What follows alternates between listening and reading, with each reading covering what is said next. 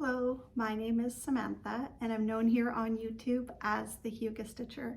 Welcome to my home here in Winnipeg, Manitoba, Canada, and welcome back if you're a returning viewer. I'm really happy that you're here today, and welcome to all of those who are brand new. I have a very exciting episode planned for you. I have been very busy over the past month stitching away, and I have a new finish that I'm going to share with you right away, and many works in progress along the way. So I wanted to start off with my Book of Days. The brand new Book of Days 2026 is available now, and I'm excited to get my hands on one for the new year. I am enjoying my Book of Days. Here we are in November. I have decorated with stickers and I'm just jotting in the projects that I've been working on and having a lot of fun doing so. I hope you are enjoying your Book of Days if you have one, or if you have a journal that you keep your stitching in. I think it's a great way to record your progress. Keep track of how many works in progress you have, and it's just fun. It's just fun to sort of journal, sticker, and to keep track. So I thought I would start off with my latest finish. I had a goal for myself to finish this project in the month of November. And what I did is on November 1st, I brought it out and stitched on it until it was done. This is Poppy by Nora Corbett. Now Poppy is the last pixie from the Pixie Couture collection that I've been working on. I had a vision many years ago of creating a sort of like a rainbow of pixies. So I have chosen one of each color of the rainbow, and Poppy is the last one out of my collection. I have stitched 6 now. It's very exciting. Also kind of like, what am I gonna do next? Now that I've finished my rainbow of pixies, what am I going to stitch next? But I had a lot of fun stitching Poppy. I had to finish just the bottom of her dress, and I had to finish the stitching in her wings, and then it was time to bead, and that was a lot of fun. I added in some Kreinik, basically her little, I call them wisps. I don't know what to call these, it's part of her wing. Nora Corbett does this a lot, around the hair, the wings, and in the dress. And they're really fun to do. So you stitch a few stitches of Kreinik, some back stitching, and then you add in the beads. And she has a really fun way of, adding in different colors of beads. And then there's like a, on these ones, they have a black bead at the end. Oh, isn't that beautiful? So sparkly. And look at all through the dress. There's red beads, black beads, red beads, black beads, all the way around. It was very satisfying to fill in those spots in her wings. You can see, wow, it's so sparkly. These are a petite in here. There's some petite beads, sort of like a skin tone color. And then the use of some silver beads in black, and then red. So not that many beads in here, but it really does give you that fun polished look. I also did the back stitching in her arm and her face. That was fun to do. She's finished. Oh my gosh. I think maybe in the new year, maybe in the springtime, I'll bring out my pixies. I have 3 framed and 3 fully finished that need to be framed, and sort of talk about my process of how I came up with the idea and how I'd like to finish them all together as a set. It's been a lot of fun. And many years in the making. I started the pixies, I believe it was around 2007, 2008 was when I had picked up my very first Nora Corbett design and stitched on it and finished. And then it was just this process of like, well, which one should I do next? And I think after I finished 3 of them, I realized I had sort of 3 different colors of pixies. And that's when I had come up with the idea to stitch the colors of the rainbow. It's really fun. Kind of exciting though to wrap up this project, but also, like I said, a little bit, I'm gonna have to find a new set of, like as Nora Corbett, she will design a lot of her projects in these collections. They usually have 6. So a set of 6, I've done the reindeer I'm almost like, I'm doing the reindeer, I'm almost done those. I've been doing the bewitching pixies, and I'm getting close to finishing that up collection as well. And now that I've finished this, it's like, I think I'm gonna have to go through Nora Corbett's designs and find another set that I'm in love with and start collecting and stitching. Because I really do enjoy, I really do enjoy those projects. They're a lot of fun. Okay, so on to the next project. This is a project that I've had on my Q-Snap over the last 5 days and making progress on, so it's fresh in my mind what I have done here. This is a Joan Elliott design called Ice Fairy. Now this is a kit by Designworks. So I'm using all of the kit floss, but I am using a different color of fabric. I believe it came with an Aida, and I switched to a Lugana. So I'm actually stitching this on a Lugana called Silver Moon. It's a 32 count. And I'm enjoying that process. It's having a lot of fun with it. So I'll show you where I am now. The last time you saw this, I was thinking I would like to work on her skin because I had finished a little bit of her dress and some of her arms and some ribbons. And so this took quite a long time to do for me. This stitching here up of her shoulders, there's 3 different colors of skin tone in there. And it was just a little bit challenging from the chart. You know, some of the symbols that were used were very similar looking. And so I had to take my time and be careful. I also, I had spent the last 4 days on a little vacation. We went to our cabin, and funny, I brought everything I needed. I brought this project, I brought another project with me, and I thought for 4 days, this is lots to stitch on. And when I got there and I finally got settled in and thought, okay, time to bring out my stitching, I had laid everything out and I was like, wait a second, I don't have a needle. I couldn't believe it. My daughter was like, Mom, you're gonna cry. I'm like, yeah, I'm, have all these big plans, some relaxing time at the cabin, and I just wanted to stitch the whole time. And I forgot a needle. So I actually went through some of the craft supplies down at the cabin, and I did find like a little sewing kit with some thread, and within that sewing kit there were some sort of embroidery needles. I think they're called like sharps, almost like a beading needle, really small. And I made it work, but it was challenging. I was really kicking myself. So that is also what led to the slower stitching. However, today I finished up her skin and was happy to bring this in downstairs and add it to my pile of stitches that I could share with you today. I think it looks beautiful, and I can't wait to, get a little bit farther on the design because I would like to get her face in. And you can see all the spaces in here are for her hair and some beading. I think she's wearing a beaded necklace. I'll show you again in the picture. So you'll see there's the beaded necklace that she has on and some silvery hair that she has. That's going to be really beautiful to put in. So I still need to do her face, hair. And once I do that, I'm not sure if I'm going to jump to the wings next or work down more into her dress, because I'm dying to get these colors in there and some more of the ribbon and get to the greenery. So there's a lot left to go on this project, but I'm having a lot of fun. I sure wish I had remembered to bring needles. I won't make that mistake again. Even my husband was like, don't you have like a little container that you keep all your needles in and bring that with you? I was like, yeah, usually I do. But I forgot it. I had my project bags. I even had loaded up my projects onto Q-Snap and was ready to go except for needles. I won't make that mistake again. I'm sure, the members of my family will be like, Mom, do you have a needle? Because that's going to be, not very fun if you forget one of those. Out of all the things to forget, right? Like missing some floss. Okay, I can work around it. Or, I just think that's the one thing you can't forget. Okay, that was a lot of fun. I'm enjoying that Joan Elliott stitch, and I hope to collect some more of her patterns. I'm really enjoying her designs, And I have, you know, this one is Ice Fairy. I also have a Santa that I'm working on.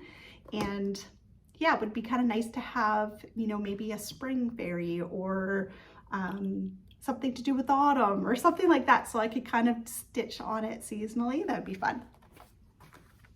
On to the next project is Teresa Wentzler. I was feeling inspired to bring out my dragon. This one's called The Storyteller. Every time I bring this out, I sort of have a new plan for myself, like where I want to go to, you know, should I work on more border? Should I get these pinks and purples done in the center? Should I get to the face? Should I do the castle? Like there's still a ton left to do on this design. This time I picked it up and thought I need to get more of the face. I want to see the face of the dragon. So that's what I did. And you can still, like you can kind of see the shape that it's coming together, but it's not done yet. But you can see now I have the wings, the two wings of the dragon, a neck, and part of the dragon face in. How exciting. Teresa Wentzler has so many different blends of color. You know, like in the face, there is probably 10 to 12 different colors so far. Some of them are blended together, some of them are by themselves, but I see just from this is light blue, dark blue, a purple, navy blue, green, yellow. There's so many colors in there and still many more to go. You can see I've sort of got a little bit of the, I guess they would be like the ears of the dragon stitched in. Here, I'm going to show you the back. It's got a better photo of the dragon there. And underneath the greenery, there's going to be more purple and blues and some yellow eyebrows. So I haven't gotten those ones in yet, but that's going to be fun to do. And then I remembered as I was stitching on this, I should go to this center because all in here are pinks and purples. And I do find the chart very challenging through this section. There's lots of back stitching and lots of, you know, like this, lots of different symbols. And so I thought this time around, I'm going to pick one symbol that I started at the top that was sort of missing here, sort of a dark purple. And I got one color in all the way down. As far as I could go with that one color. And next time I pick this up, I'm going to do that again. I can see there's like a couple of spaces up at the top. I'll grab whatever color that is and fill in that color as far as I can go. Because I do find that part challenging. And I just think it'll help me every time I pick this up that I'm at least picking one symbol and completing it and then go to some more parts on this stitch. And I really should start thinking about doing some of the border. There's a lot of different colors through the border. Lots of pinks and purples and greenery. And sort of like these like beigey colors that you see already on the border, but they do like a crisscross, sort of like a knot in between each color. So that's going to be a lot of fun. Also challenging, I think. So I should, next time I pick this up, maybe consider thinking about doing some border as well. This is a really fun stitch. I decided to stitch this on a 32 count linen. I believe it's called Platinum, and it's working out great for this stitch. So there's my Teresa Wentzler. Yeah. Next up, I have a project that I haven't brought out in a while. It's not springtime, but I thought, you know what, I haven't worked on my Lavender and Lace design in quite some time. This is a spring angel, sorry. And she's beautiful. She's one of my first out of the 4 seasonal angels. I watch a lot of Katie, Red Stitchery, and she just finished, I believe it is the summer angel a month or so ago, and she did a beautiful job. And watching her video, I thought I need to get mine out. It's what had inspired me to stitch on it, and I had a ton of fun. So here I am on this one.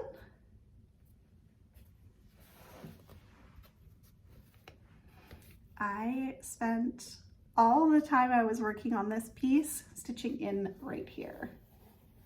I have been thinking about her hair. I would like to get more of that done. But I thought this time around, just looking at the chart, it looked easy to stitch, and it would be a different color that I don't have on the fabric yet. And it was really fun to do. It sort of gave me like a marker of where to start and then when to stop. I love having projects like that where you can complete a part of the stitch, whether it's like I completed her hair or I completed her skin, that sort of thing, or a certain chunk of color in her dress, to kind of give you like, I'm gonna pick up this project, I'm gonna stitch on it, and gives you that like, here's where I'm gonna start and here's where I'm gonna end. And sometimes it can take 4 days, or maybe it's like a goal, like I'm gonna work on it all week and I'm gonna get this whole section done. And so I really enjoyed it. I enjoy the colors of this stitch, and when I put it into my Q-snap, it was one of those like it just fit perfectly in my 11 by 11, and it didn't have to move it around, and I could see all the colors as I was stitching. That's a lot of fun. So I'm making good progress, but as you can see, there's still a ton left to do. She's beautiful though.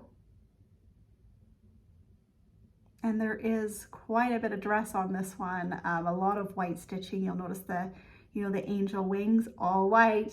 I think there's only 2 colors in there. And then throughout her dress, there's a ton of white as well.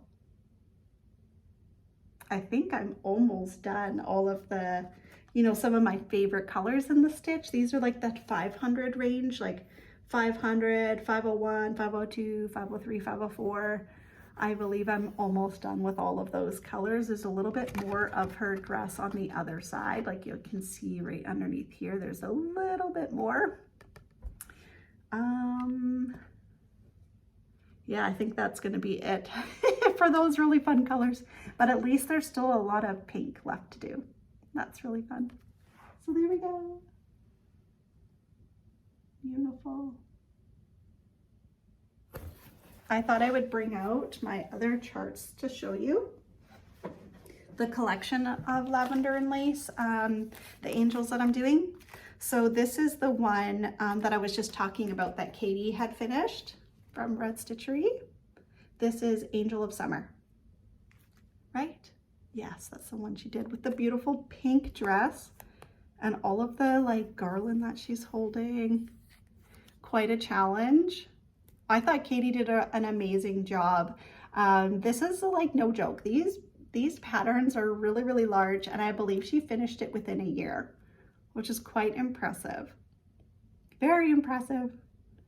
But those are beautiful colors, and this is a must stitch for me. I want to do this whole set, and I think this next one is my favorite out of all of them. This is Angel of Autumn, Lavender and Lace number 30. Wow, I love these colors. Oh my gosh. Again, I believe those are, well, there's a lot of green. Yeah, 500, 501, 502, 503, 504. Like my favorite colors, they're all in here. And then you get these beautiful golds and oranges. Wow, she's gonna be epic. I'm excited about that one.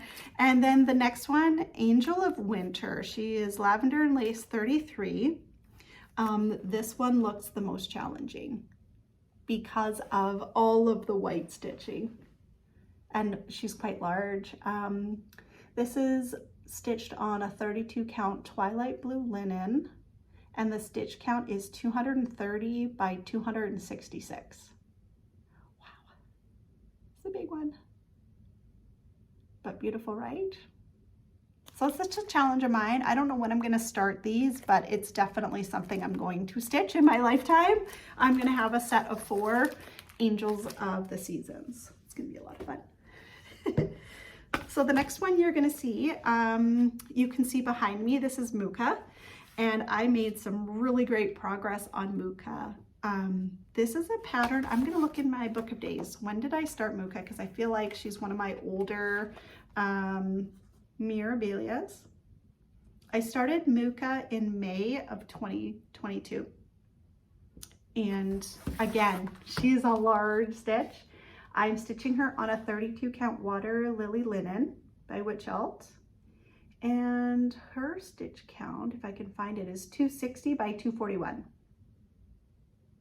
The stitch area is 16 by 15. And I think this is the first Mirabilia that I've ever done that has sort of like a big scenery, not just a girl with a dress. Like this has the bedding, the border, the chandelier. Muka is one of my all-time favorite Mirabilia charts. It was one of those ones that I had purchased, added to my collection, knew I was going to stitch one day, and yeah, started it in 2022. So I've had her for a while. So I'm going to take her off the stand here so you can get a better look.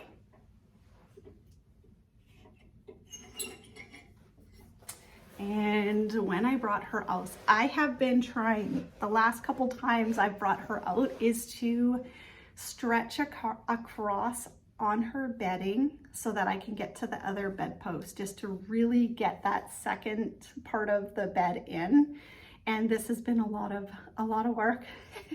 And so what I have done is I stretched, I think I was up to about here, this part here up on the top of her bed, and I was touching the pillow.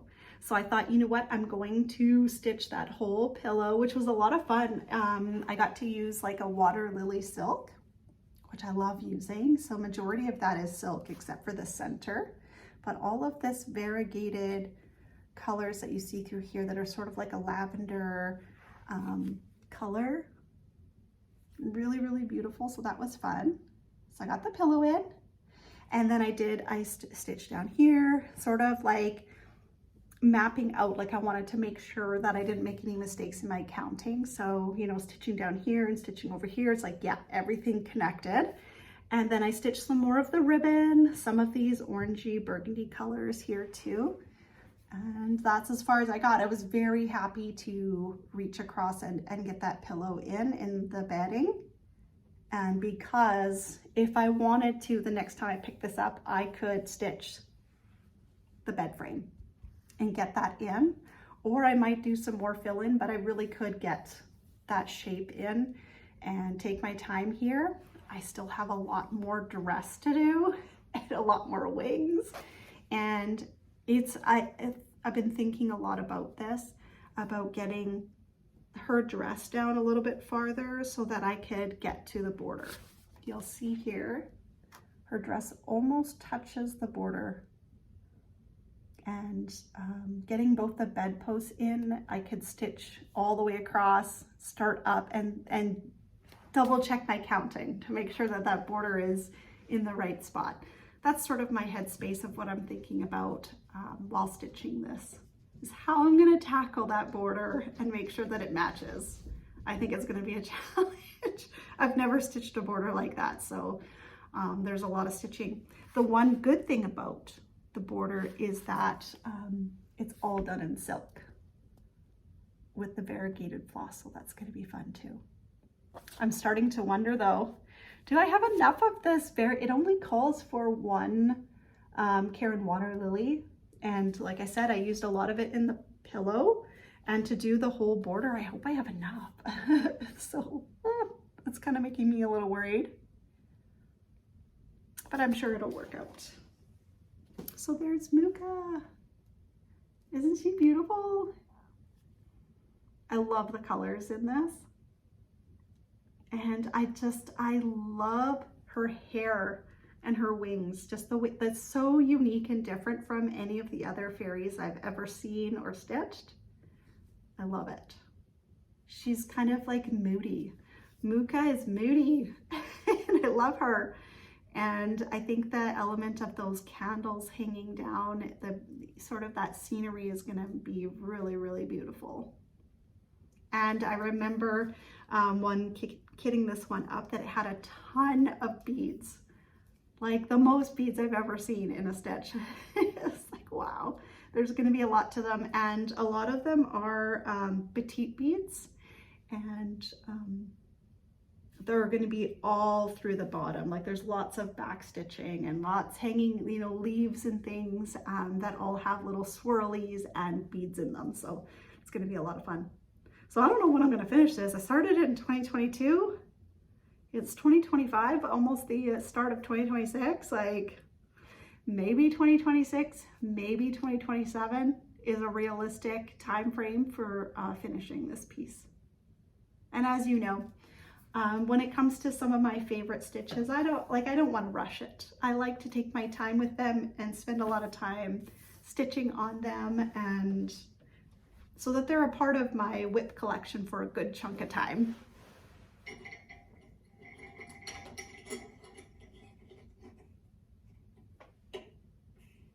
I like putting her on here so that you can see her in the background as I'm talking.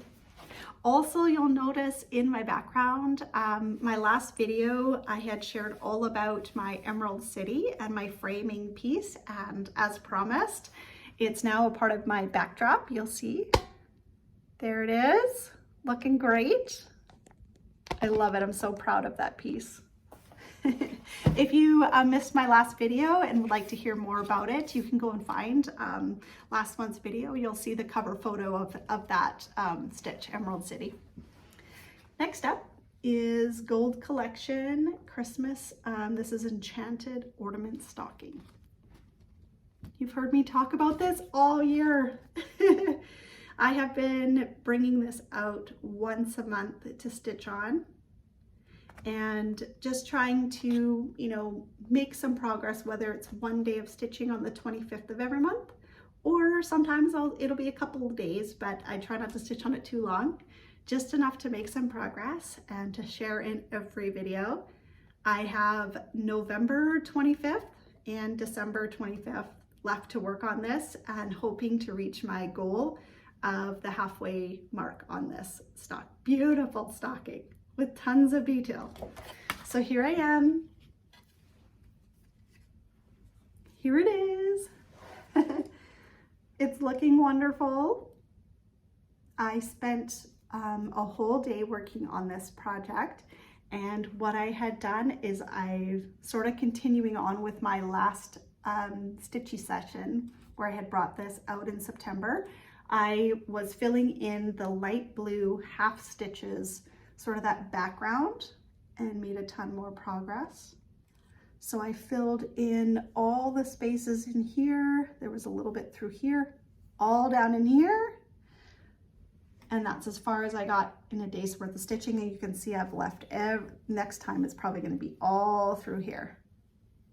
And something I noticed as I was stitching on it this time, I was like, you know, there's another element that I didn't really pick up on yet, was that even though the half stitches are all done, there is a white that goes over top of this light blue that is to create snowflakes.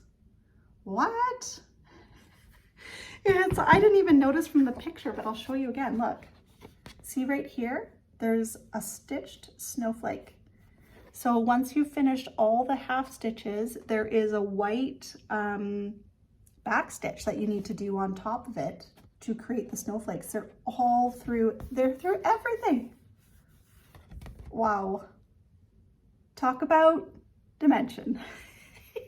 Like, it just goes on and on. I haven't done the back stitching like around all the berries and all the detail around the leaves, so that's an element that you won't see on this stitch yet. And then also one day all of those white snowflakes that need to be added. Wow. It sure is beautiful. It's coming along.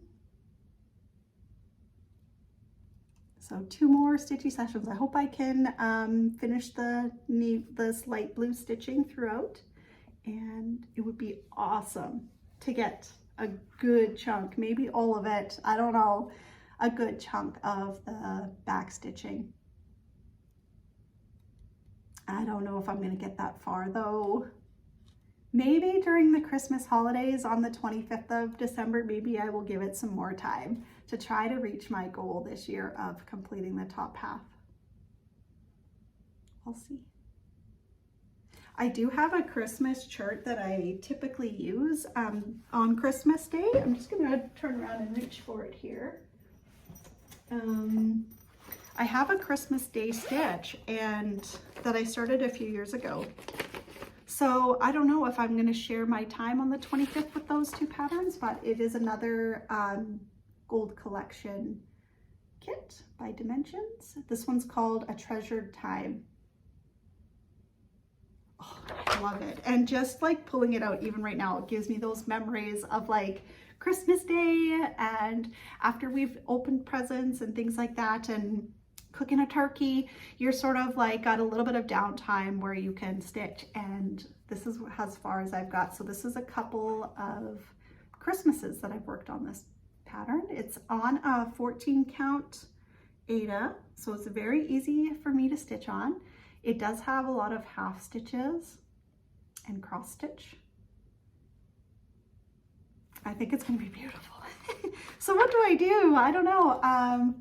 Maybe I'll work on this for that little break in between Christmas days so that I still make some progress on this piece. But then after that, later in the evening or the next day, Boxing Day, bring out my stocking and get a good chunk of it done.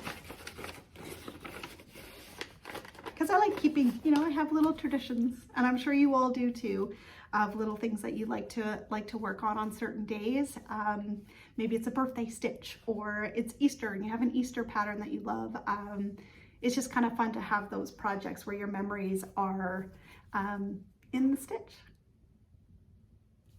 Just thinking about Christmas. That's a fun one. Have you started to do some Christmas stitching?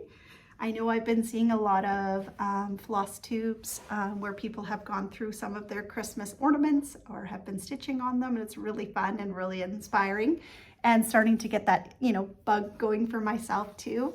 I really wanted to finish Poppy in the month of November, and now that she's done, I am starting to think more about my Christmas projects. So I have a few more things to show you. This is 100 Owls by Owl Forest Embroidery that I have been working on. It's been a lot of fun. And I finished a whole nother part. How many parts am I at now? I can't remember if this was number 5 or 6 that I completed. 1, 2, 3, 4, 5, 6, maybe 7? I'm not sure. But this is where I was.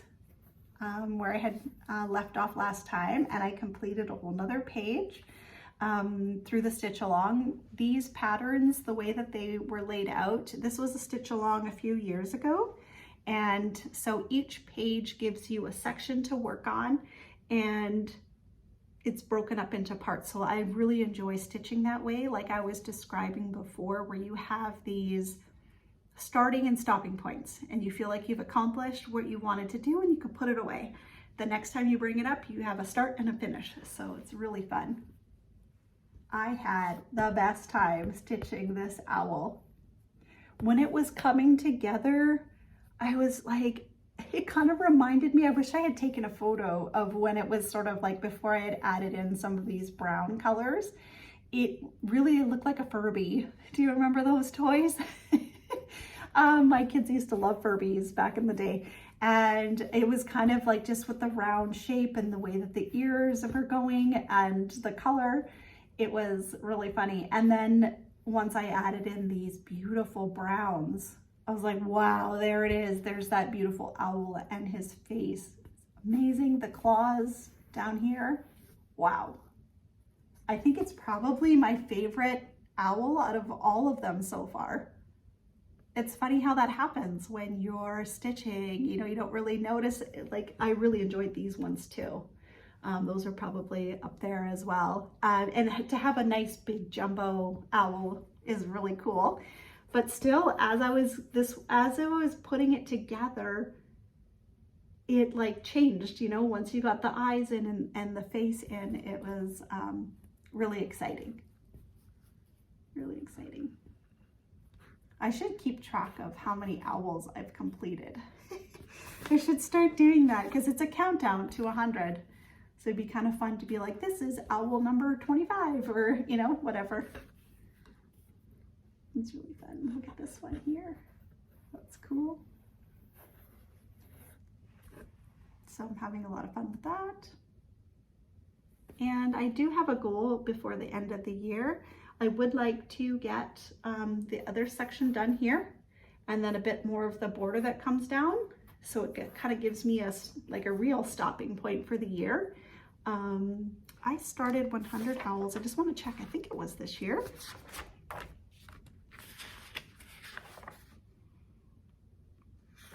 Actually, I started in 2024. June 2024 is when I started this project.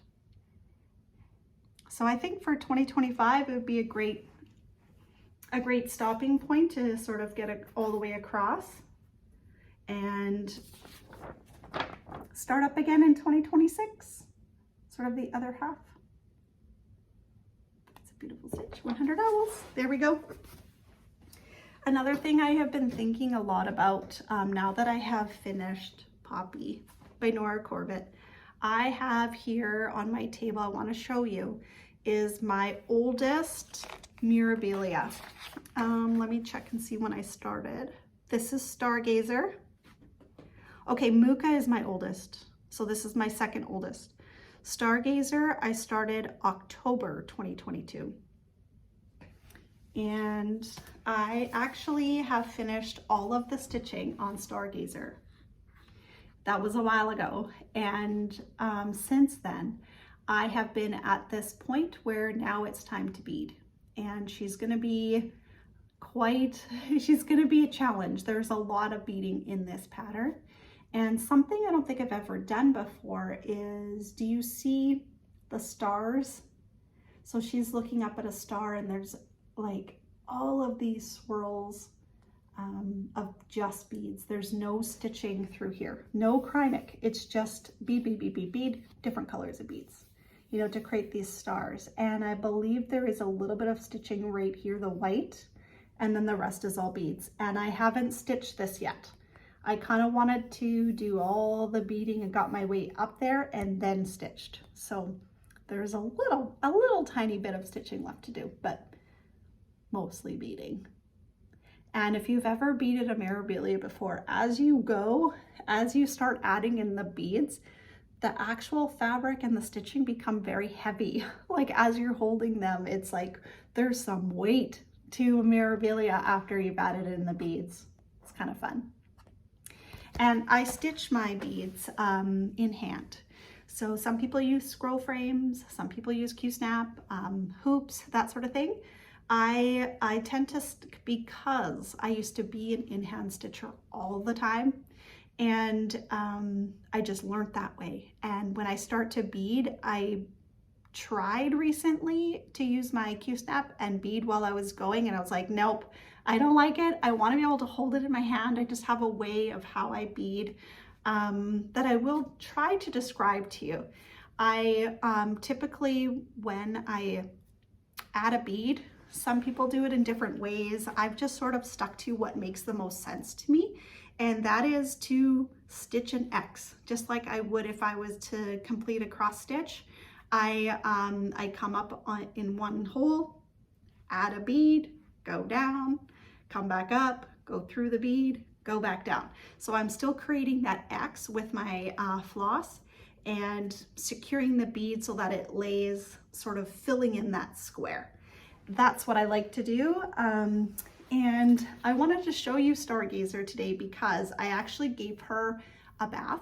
I washed her, and the reason being I washed her is because she's one of my older Mirabilias, and before I bead, I haven't ironed her yet, but I am gonna give her an iron before I start beading as well, because you can see here some lines in my fabric, and once you add in the beads, it's hard to, you can still iron your pattern, your project afterwards, but I find it challenging to really get out certain lines in the fabric. So I like to iron it first to get those big, because I always have these creases where you don't see them anymore now that I've washed it, maybe a little bit, of my fold marks. When I'm done with a project, I'll usually like fold it in half and fold it this way and tuck it in a project bag. So those lines sort of come sort of like embedded into the fabric. So I gave it a wash, And when I wash Stargazer, I stick her sort of in like a big glass bowl, and I add in just a tiny bit of soap. Like I'll use a little bit of Dawn dish soap, just a couple of drops in the water. And I use not ice cold water. I'll use like cool water. I add a little bit of hot, just so that it's like, if I were to stick my finger in the bowl, it's like, it's not like shocking cold. But so there's a little bit, but no, like I wouldn't suggest using hot water or warm water to wash. I just like to keep it simple, a little bit of warmth and a couple drops of soap, and let it soak for a while and rinse it through a few times to get all the soap out. And then I lay a towel down and sort of, instead, you don't wring, you lay a towel down and roll it up into the towel. And then I hung her to dry. So she's been hanging for the last couple weeks. And yes, I still need to iron. I really want to get these sort of pulls that are close to her, her dress, those wrinkles out, and then I'll start beading. You can see, look at all the holes in the fabric. Sort of in the stitching. Those are all where beads are gonna go. She's gonna be so heavy. She's gonna be so beautiful. I know Laura Lalady Stitches. I watched, I think it was last year, maybe earlier on in the year, she had stitched Stargazer and she had fully beaded her. And I'm gonna take her thought process on the beading. She, in here, it's kind of hard to show you, but there is beading all through her dress right here. And you can't really see, but right through here, right sort of kicking outside of the dress, there are these little swirls that are that skin tone, really light petite bead that I think I'm going to skip out on. And she had done that. And I usually never do that. I usually stick to exactly how the chart is charted. But I agreed with her like that they didn't need to be there. And I don't think I'm going to be missing out on anything. There is so many beautiful colors, the champagne sort of color of petite beads that will all be through the top, and through here it's all white. Then there's some dark beads through here and all white through down here. Actually, I brought the beads out so that you could see them, because I'm getting ready. I think I'm going to bead her right away. So these are sort of the white beads I'm talking about. It's more of a creamy color. Those are going to be so pretty. So that's all through her dress and some up in the sky. So that's fun. And then check out this beautiful color. Sort of like a baby blue. These are going to be up in the sky, the stars as well. So pretty. And I'm not sure where these ones are going to go. These are Magnifica beads. They have a beautiful sparkle and shine to them that I've had in my collection for a long time. When I had kitted this project up, I had bought all the beads I needed, and I know that these are hard to find now, these colors. So I'm going to be careful as I'm stitching this pattern. I'm not sure where they are. I would imagine they're up in the sky as well. They look like they could be stars. But I'll be careful while I'm stitching them to not lose the beads or spill the beads or anything like that, because I know they can be hard to find now. And then I am going to need more of this, these beads here, but this will be all through her dress.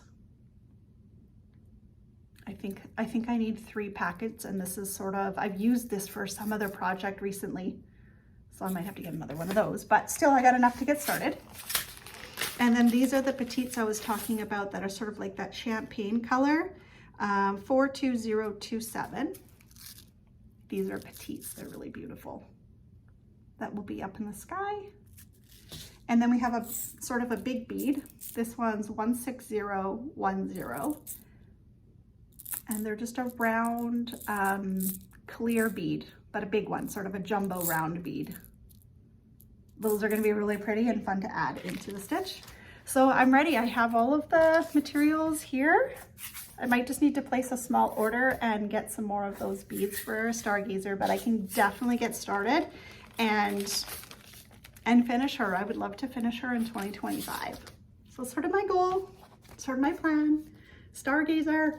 And then I have another one that I want to work on. I'm going to stand up and grab it for you so you can see, because I think in 2026 I need to stitch her, because to me it's a companion to Stargazer. This is Fairy Moon that I would love to start in 2026. I have two daughters that had fallen in love with Stargazer, and I was, really didn't know, am I gonna have to stitch Stargazer twice? I might, because I have two daughters that both love Stargazer. And, I've thought over the years, maybe I would change the colors in her or just stitch her again, maybe on a different fabric so that it feels different. But I don't think I need to now, because when I recently acquired Fairy Moon, both my daughters fell in love with Fairy Moon. And so I feel like I could, stitch Fairy Moon on a similar color. They have the same sort of feel to them, a fancy dress, looking up into the sky, one at the moon, one at the stars. That's so pretty. Yeah. So I have to get some fabric, amber linen, just like the other one, and kit her up for 2026. That would be so fun.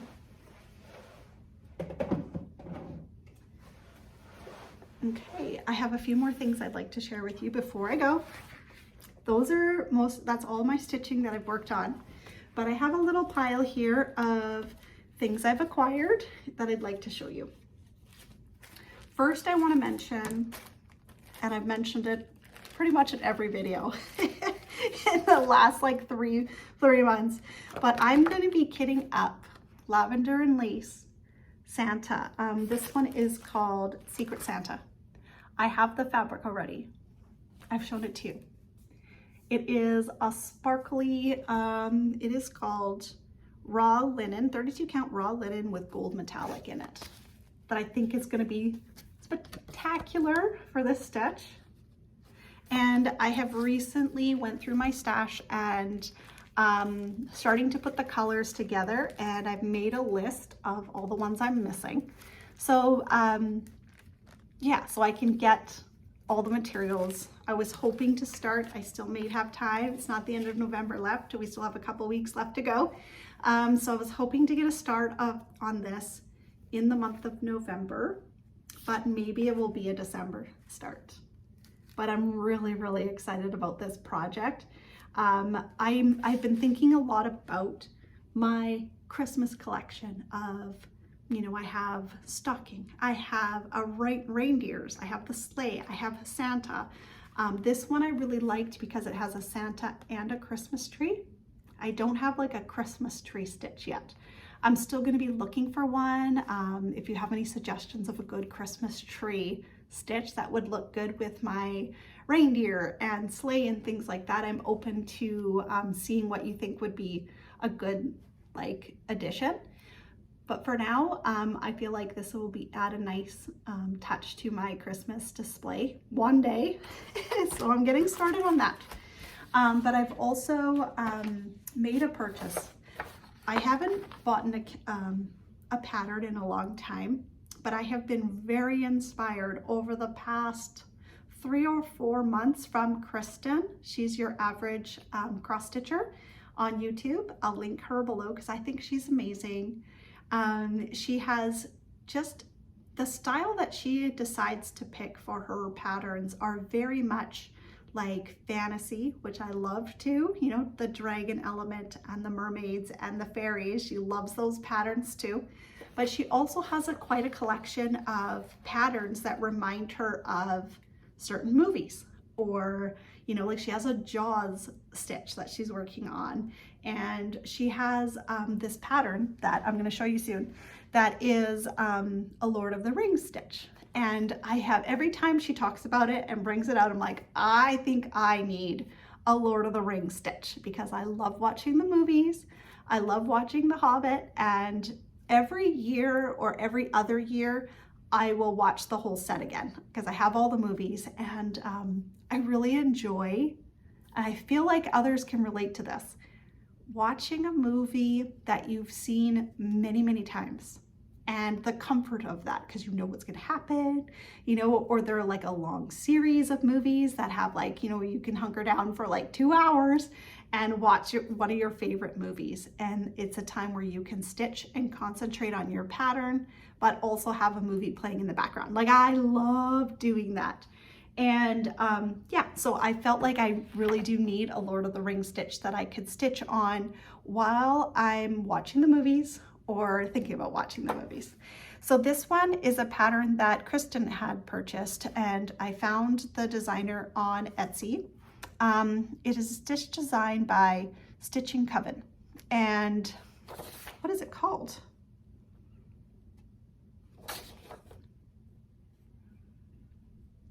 I'm gonna have to put in the comments what it's called, and I will insert a photo so that you can see what it looks like. I tried to print off a photo, but it didn't quite print. I don't know what happened to my printer, and it didn't quite print off the whole picture, but I'm gonna insert so that you can see what I'm talking about. It has, you know, everything that you can think of that would go along with the Lord of the Rings.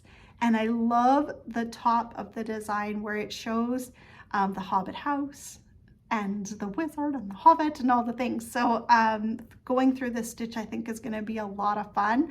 And I just want to thank Kristin for inspiring me to get this stitch, to get this pattern, because I wouldn't have discovered it without her help. And yeah, it's going to be a project that I'm going to kit up and stitch in the new year in 2026. And I'm going to have to like kick off with like watching Lord of the Rings and The Hobbit while I stitch on it. So that's going to be a lot of fun. I'm very, very excited about that pattern. And then I have a couple more patterns that I wanted to share with you.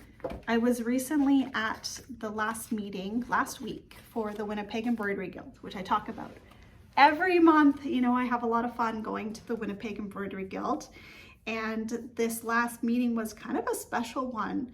We had a guest speaker who came in. She was actually teaching a class for the Winnipeg Embroidery Guild members, but at the meeting she gave a presentation, and she was sharing a project that she has been working on, and I thought I would share a little bit about it because I think it's amazing. Couple things. So this project that I'm going to show you, I have a little postcard because she gave away some postcards and I collected one of each of them. But the project that she's working on is called Book of Days, which sort of grabbed my attention right off at the beginning. And it is, this is a book, and on top of the book is embroidery and gold work. And it is absolutely stunning. On the back of the postcard, it gives a little bit of detail about when the book was embroidered and the book binding. It was done in 1895, so it was quite an oldie. So she actually had the book in a beautiful little box with tissue paper that she was handing around so each of us could take a look at it. It's stunning and beautiful. And what she has done and what she has been teaching is sort of a reproduction of the book. She has charted it out, and which I found was absolutely fascinating, and really took her time with charting it out and sampling each of the flowers and how they would have been stitched, and searching for materials that they would have had back in 1895 and how they would have done the stitches and the stitch work. It was an amazing presentation, and I just thought it was really, really special. And so what the Book of Days is, it's a book that the person who had embroidered it and through the pages inside the book are basically a calendar of the whole year. And it was where you would write in birthdays of your family members throughout the year and special occasions and things like that. And how special is that? That's amazing. So anyways, I had a couple of postcards. I thought I would show them in the video. I'm gonna have to send one of these beautiful postcards to my friend Denise, who has been sending me postcards once a month, and I have a postcard from her that I'm gonna share with you right away. I'm gonna send her one of these. They're so pretty. Look at the gold work. Yeah, so fun. So I was glad that I was able to get that and share a little bit about Book of Days. I will actually show you while I'm talking about postcards. Here's a brand new postcard from my friend Denise. Beautiful. My daughter knew all about these movies, and I believe the last one I have here too is special. So she must have a really beautiful collection of postcards. And I feel so honored that she would, you know, send me these. I know these are special to her. They're so fun. On the back, she says, "Dear Samantha," and all at once, summer collapsed into fall, which is a quote by Oscar Wilde. I love that she always adds a quote in. Love that. She asks, "What do you love most about autumn? For me, the world is ablaze with my favorite color, orange, and I indulge in pumpkin spice everything." And I love that. I love that. Me and my daughters, actually one of my daughters works at a coffee shop.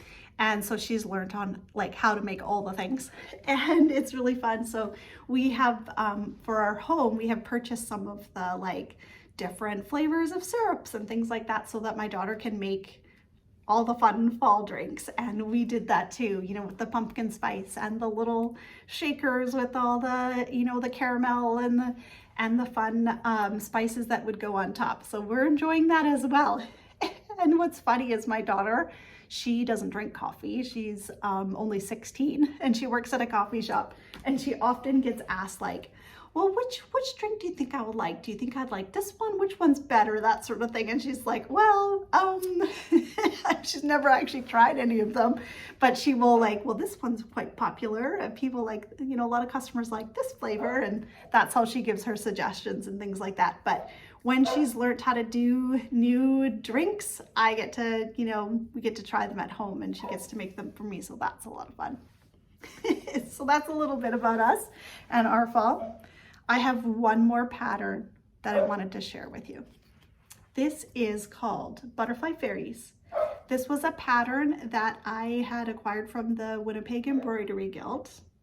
And one of my friends, Jen, actually brought this out and put it on the table as a freebie. And I was like, "Wait a minute, Jen, I need this. I need this stitch." This is called, it's from Lennart, Butterfly Fairies, and it has 2 fairies in there. We have a day and a night fairy that are both stunning. I'm sorry if you can hear my puppy dog. I gotta go let her out. But before I have one more thing that I want to show you. This was another pattern that I received from Jen. This is a Little Stitches, and I believe it is called Rosebud Lullaby. How beautiful is that? Love that. One day I'm gonna need to stitch these. All right, that is it for me today. I hope you enjoyed this episode. I hope you got some good stitchy time in and you enjoyed our time together. I'll be back again soon. Take care, everyone. Happy stitching. Bye-bye.